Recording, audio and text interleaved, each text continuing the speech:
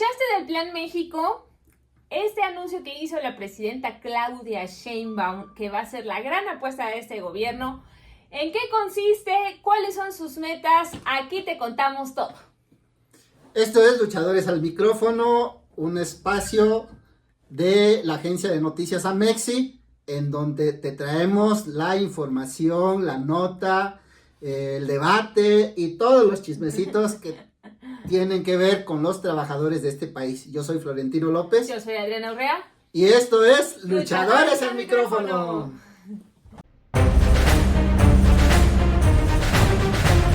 Seguramente tú escuchaste que la presidenta de México, Claudia Sheinbaum, hizo un gran anuncio de su Plan México.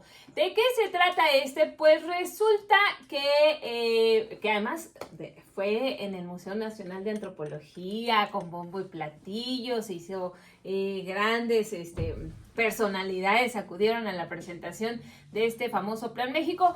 Pero ¿en qué consiste? ¿Cuáles son las metas hacia el 2030, que es cuando concluye su periodo presidencial? Pues aquí les vamos a contar todo, todísimo, para que vean si están de acuerdo. Y si no, pues que se aguanten, porque eso es lo que van a hacer. ¿No? No. Imagínate que los despedidos de Notimex se hubieran aguantado y se hubieran quedado ahí porque pues ya los habían despedido. No, obvio no. Nadie tiene que aguantarse de todas las consecuencias que nos puede traer el famoso. No, pero no me refiero a las consecuencias, o sea, de que si no les gusta el plan, pues va a ser el proyecto de gobierno que va a ser la presidenta. A eso me refiero. Okay. Claro que para eso estamos aquí, las y los trabajadores y las organizaciones, para señalar lo que no se haga bien. Sí, porque, bueno, ya entrando en el tema, como bien dices, con bombo y platillo se anuncia esto que se denomina Plan México. Fíjate que primero el contexto.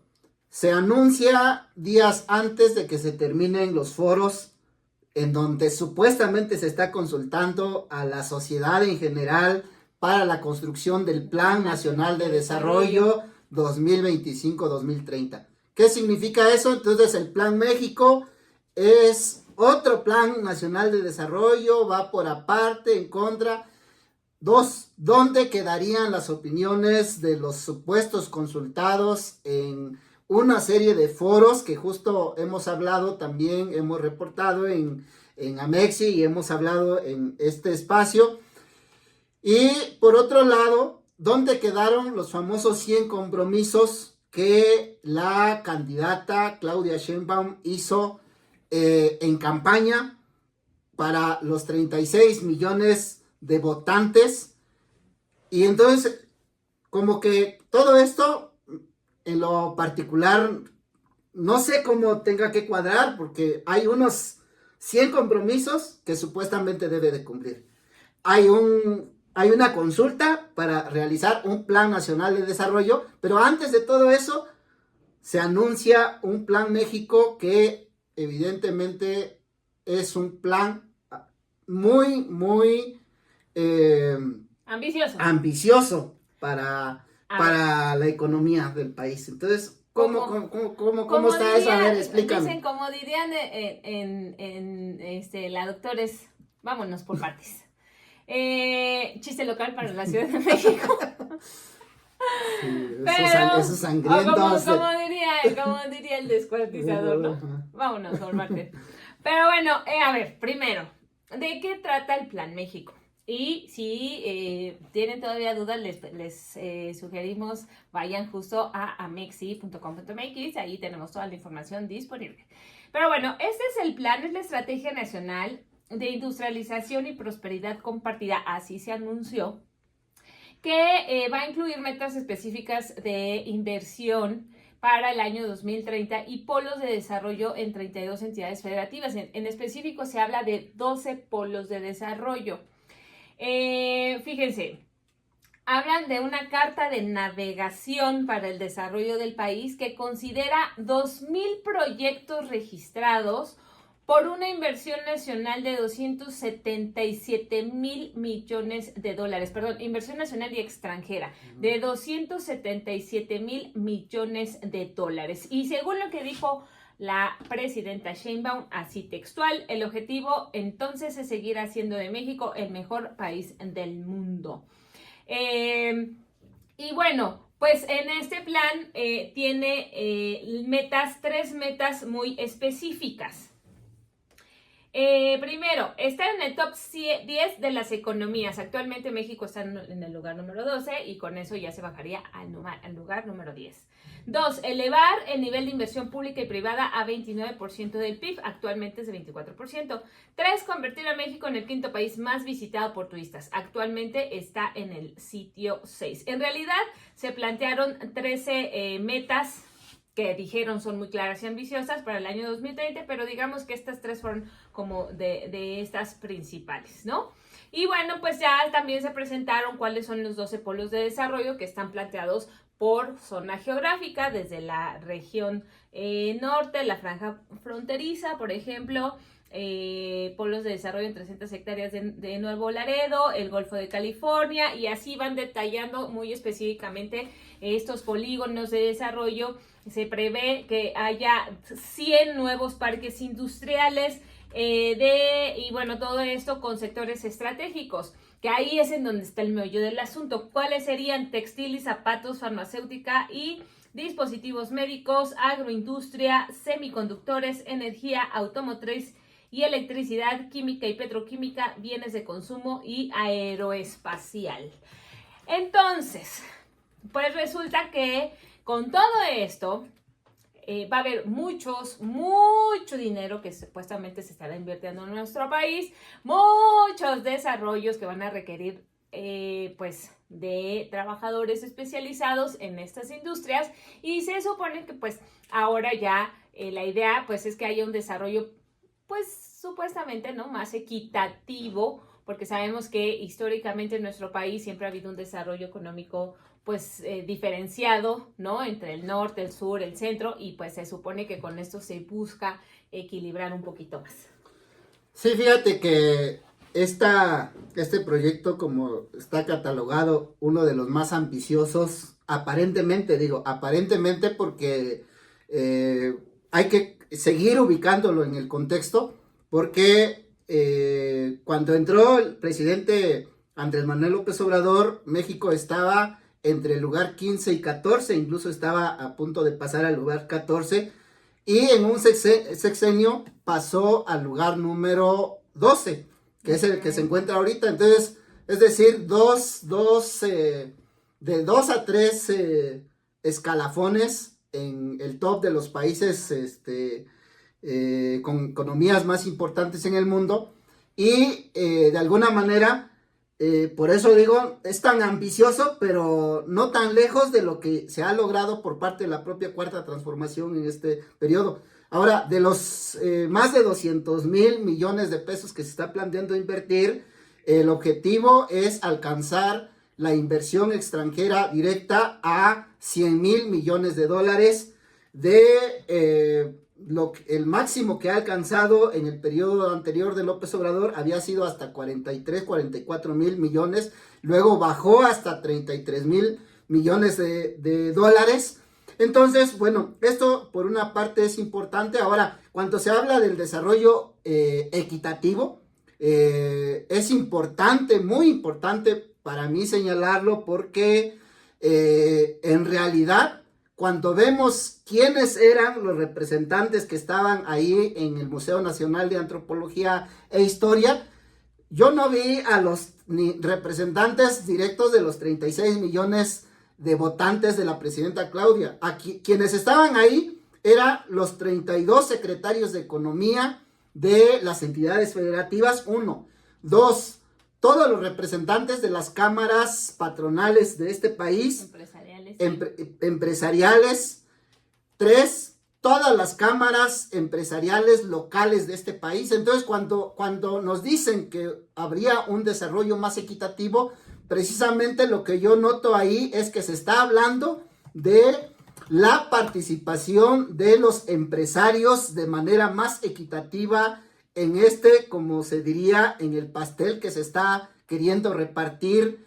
Y lo que sí es cierto es que en medio de todo esto, yo diría que incluso así le puse en la transmisión en vivo, Plan México o unidad empresarial para enfrentar este famoso relocalización de inversiones que hay a nivel internacional, para tratar de que en medio del conflicto económico Estados Unidos y China y la pelea de los mercados internacionales, sean los empresarios mexicanos los que pudieran rascarle un poco y beneficiarse un tanto de todo este proceso, porque si bien cuando se habla de el desarrollo, de la repartición equitativa de los logros de este desarrollo, no está claro cómo va a ser esta implementación.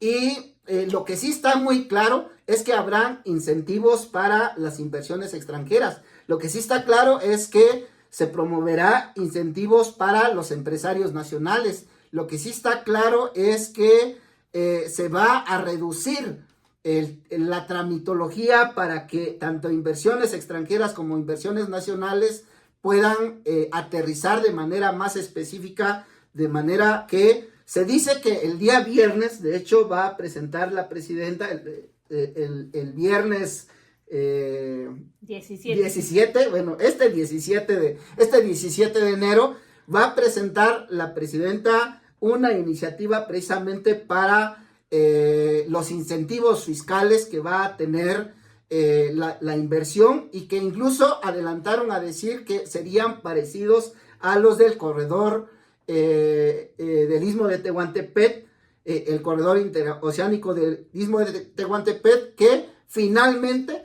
lo hemos dicho públicamente los trabajadores, en realidad no es más que una serie de medidas para abrir de par en par las puertas de México para la inversión, y que en última instancia los capitales sean los que se lleven las mayores ganancias, y para los trabajadores hay todo una serie de dudas que debemos de ir despejando en el proceso de implementación de este famoso Plan México. Así es, fíjense, eso que comenta Florentino es muy importante, y yo creo que ahí es en donde radica la importancia y quizás el por qué salieron a anunciar este Plan México. Uno de los principales reclamos o demandas, tanto de inversionistas, si bien hay que decir, y lo hemos comentado en otros momentos, las inversiones no se han detenido en el país, ni por el cambio de gobierno, ni las elecciones, ni el resultado, ni ahora que ya Claudia Sheinbaum es presidenta. Sí ha habido una continua exigencia de inversionistas, de banqueros, de las organizaciones empresariales, de que necesitaban certeza jurídica. ¿Y qué significa esto? Pues que les digan, y ellos lo dicen así, que tengamos garantía o certeza de que las reglas del juego no se van a cambiar de un momento a otro. Es decir, si nosotros queremos invertir en un proyecto, pues que después no nos digan algo así como pasó con el aeropuerto de Texcoco, ¿verdad? De millonarias inversiones, y que a la mera hora dijeron, ¿saben qué? Pues no, se perdieron esas inversiones y se cambiaron. Bueno, en este caso sería poco probable porque estamos hablando de un gobierno de continuidad. Pero aún así, todo el sector empresarial y los inversionistas decían, sí es necesario que tengamos certeza jurídica. ¿México es un país atractivo para invertir? Sí. ¿Queremos hacerlo? Sí. ¿Hay potencial obviamente de crecimiento? Sí, pero necesitamos tener certeza de las reglas. Ahora, eso por un lado, pero también acuérdense que ha venido una, pues de cierta manera, disputa, ¿no? Desde que ya salió electo el señor Trump y que el 20 de enero toma protesta como presidente de los Estados Unidos, en que sí va a haber aranceles, o en el gobierno de México, en que sí va a ser, pues, ser un mercado más proteccionista. Acuérdense que incluso Elon Musk tenía planeado abrir una planta de autos en Monterrey, y después cuando salieron todas estas dijeron, bueno, a lo mejor no es tan buena idea poner un negocio si nos van a poner aranceles y van a poner restricciones para que los productos hechos en México lleguen a Estados Unidos. En fin, que se ha generado en este contexto también mucha situación de qué tan proteccionista se va a volver el gobierno de Estados Unidos sobre su economía.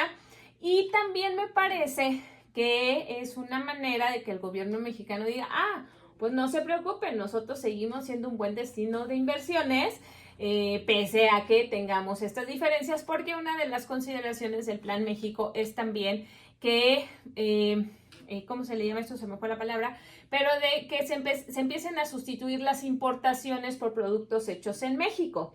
Y también se estarían dando incentivos justo para dar a conocer o para que se promuevan más los productos hechos en nuestro país en lugar de las importaciones, y a que haya una sustitución de inversiones, ¿no? Hay expertos que dicen que esto no precisamente es positivo. ¿Por qué? Porque entonces también nosotros nos volvemos una economía proteccionista sobre los productos que generamos aquí, aunque vengan las inversiones, pero se generan condiciones en el mercado que al final, y eso es lo importante de todo, terminamos pagando los ciudadanos comunes y corrientes. ¿Por qué? Porque se pueden generar inflaciones, nos pueden tocar productos más caros, no precisamente en la mejor calidad, que eso es una tristeza, una realidad que no muchas veces nos gusta, pero bueno, tiene sus efectos secundarios. Ahora, y de nuevo, el punto de todo esto no es que lleguen las inversiones, no es que lleguen empresas, es que realmente los trabajadores tengamos las condiciones adecuadas para estar en esos proyectos, ¿no? Porque, ¿y cuáles son las condiciones adecuadas para estar en esos proyectos? Pues que tengamos salarios dignos, buenos salarios, que tengamos prestaciones económicas, que tengamos prestaciones de seguridad social, que tengamos mínimamente las condiciones que establece la ley, pero que además, fíjense, muchas de las consideraciones también, muchas empresas extranjeras sí cumplen con estos requisitos cuando están en sus países, ¿no? Por ejemplo, Estados Unidos, que tiene estándares específicos para sus trabajadores, pero cuando llegan aquí a México no los cumplen ni siquiera los mexicanos. Entonces, todas estas cuestiones, ¿no? Y además que, de nuevo, que es algo que hemos venido insistiendo, en todo este plan de desarrollo no se puede solo tomar a una parte de los involucrados. Entonces, si vas a meter a inversionistas y empresarios, pues necesitas meter también a los trabajadores. Sí, porque, finalmente los empresarios no son los que producen toda esta riqueza. O sea, cuando se está hablando de un plan ambicioso en donde vamos a sustituir las importaciones, incluso alcanzar, por ejemplo, el 50% de las adquisiciones del gobierno puedan ser de producción nacional, cuando se está hablando de integrar, ¿cómo le dicen? En las cadenas de valor, integrar valor agregado a los productos incluso que pasan por el país. ¿Quién va a hacer eso? Obviamente que no lo van a hacer los empresarios, obviamente que no lo va a hacer un Carlos Slim, un Tío Richie, no sé, cualquiera de los empresarios, la propia Altagracia Gómez, que se dice que es como la que orquestó, tejió finamente junto con Marcelo Ebrard todo este plan de desarrollo industrial en el país. Ellos no lo van a hacer. Finalmente, la producción de la riqueza que se quiere alcanzar va a venir de la fuerza de trabajo, del sudor, de los nervios, del cerebro, del tiempo de trabajo, del tiempo de vida de millones de trabajadores de este país.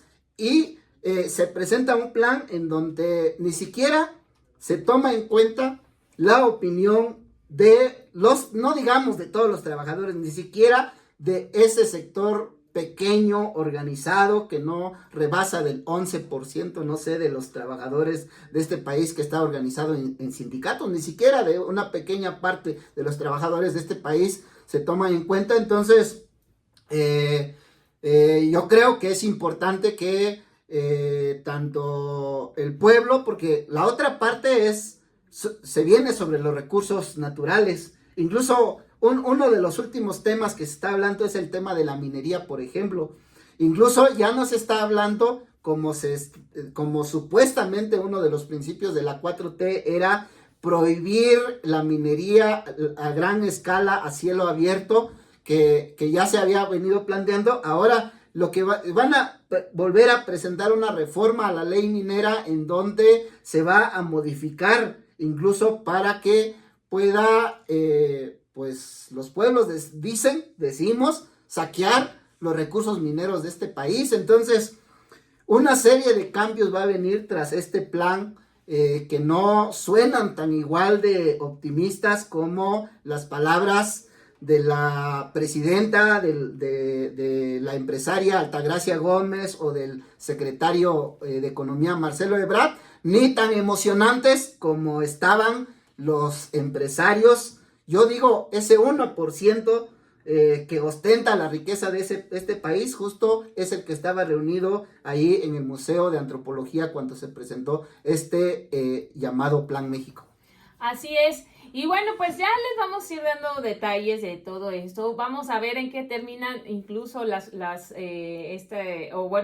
qué quedó todo este tema de las consultas para el famoso Plan Nacional de Desarrollo. Parece ¿Qué va a que ya pasar? todo el mundo Sí, se olvidó que estaba eso. si ya no va a suceder, o si después nos presentan otro Plan Nacional de Desarrollo junto con el Plan México, o qué. Y el chiste es que tenemos que ir descifrando cuál es el lineamiento que está planteando este gobierno de la presidenta Claudia Sheinbaum para saber pues cómo es que nosotros, las y los trabajadores de este país, seremos impactados. Ojalá que sea de manera positiva.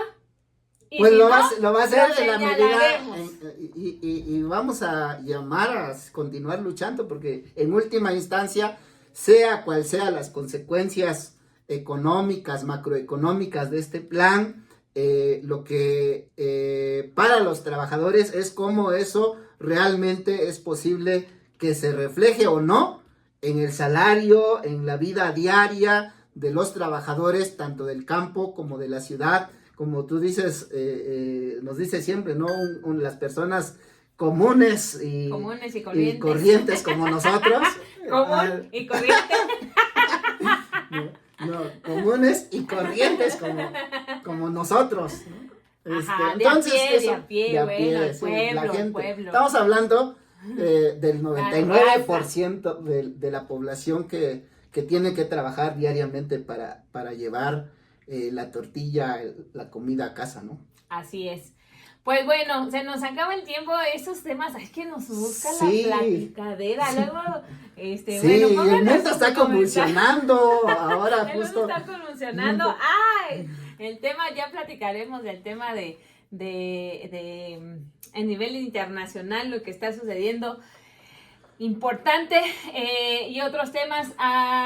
Tenemos información, también va a haber un foro sobre el agua organizado en la Cámara de Diputados, organizado por el Instituto Mexicano, Por el sindicato de Trabajadores del Instituto Mexicano de Tecnologías del Agua, el CITIMTA. Les mandamos un saludo para que, les estaremos informando qué hay. Recordemos que este es el único instituto público de investigación del agua que hay en toda América Latina, y sus trabajadores han estado luchando por su permanencia, y sobre todo ante la importancia de este vital líquido. Pero bueno, ya les platicaremos de estos temas y mucho más, y daremos continuidad a este Plan México. Muchas gracias por acompañarnos. Nos vemos la próxima semana. Adiós.